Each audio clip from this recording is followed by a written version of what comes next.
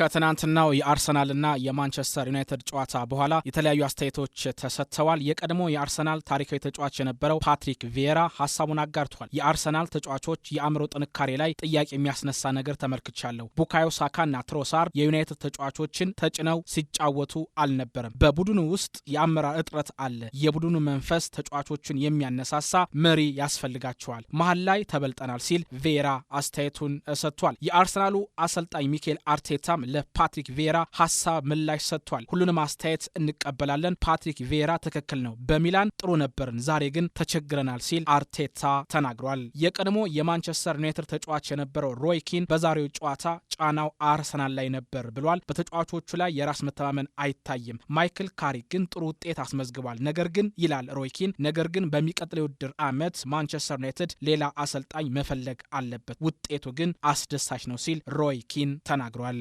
የቀድሞው የማንቸስተር ዩናይትድ ተጫዋች የነበረው ሪዮ ፈርዲናንድ የቀድሞው ክለቤ ማንቸስተር ዩናይትድ ያስመዘገበ ውጤት የማይረሳ ነው። ጨዋታውን በድጋሚ ተመልክቼዋለሁ። የካሪክ የጨዋታ እቅድ የተለየ ነበር። ከምንም በላይ የተቀየረው አስተሳሰቡ ነው። ለምክትል አሰልጣኙ ስቲቭ ሆላንድ ምስጋና ማቅረብ እፈልጋለሁ። ካሪክን በደንብ እየረዳው ነው ሲል ሪዮ ጋቢን ፈርዲናንድ ተናግሯል። የቀድሞ የአርሰናል ተጫዋች የነበረው አንድሬ አርሻቪን ከጨዋታው በኋላ ለሩሲያው ሚዲያ ሐሳቡን አጋርቷል። ውጤቱ ያበሳጫል። አሁን ቀጣይ የምናደርገው ጨዋታ ያሳስበኛል። ምክንያቱም ሽንፈቱ አእምሮን የሚጎዳ ነገር ነው። ይህ እግር ኳስ ነው። አርቴታ ለቀጣይ ጨዋታ ተጫዋቾችን በአእምሮ ማዘጋጀት አለበት፣ ካልሆነ ቡድኑ ነጥብ ሊጥል ይችላል በማለት አርሻቪን አስተያየቱን ሰጥቷል። የቀድሞ የዋትፎርድ ተጫዋች የነበረው ትሮይ ዲኒ ምርጥ ጨዋታን ተመልክተናል። 5 ጎሎች ይቆጠራሉ ብሎ ይጠበቀ ይኖራል ብዬ አላስብም። ማይክል ካሪክ በቋሚነት ዩናይትድን ቢያሰለጥን ደስተኛ ሆናለሁ። ከምንም በላይ ቡድኑን ያነሳሳበት መንገድ አስገራሚ ነው። ስቲቭ ሆላንድንና ውድጌትን ማምጣቱ ካሪክን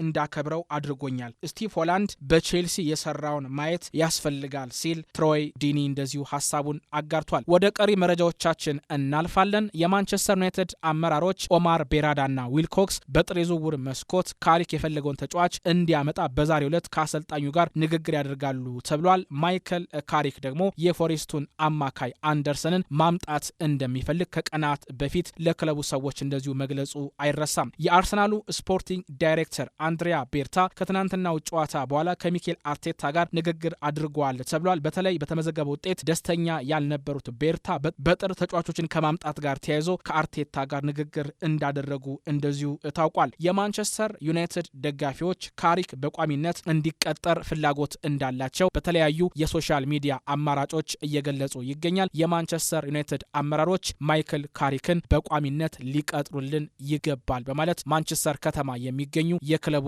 ደጋፊዎች እንደዚሁ ሐሳቦቻቸውን እያጋሩ ይገኛል።